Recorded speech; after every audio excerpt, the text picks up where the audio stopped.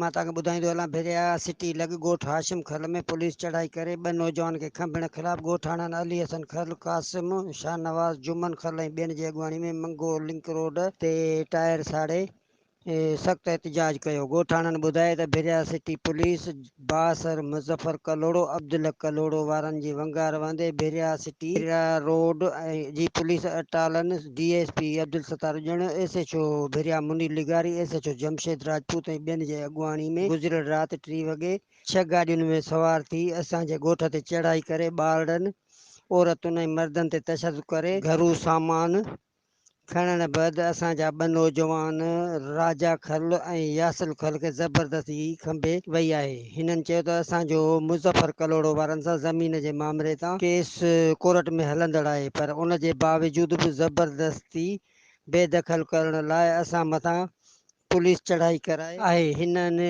चयो त असांखे ख़दशो आहे त असांजे 2 नौजवाननि खे कूड़े मुक़ाबले में मारियो वेंदो। जी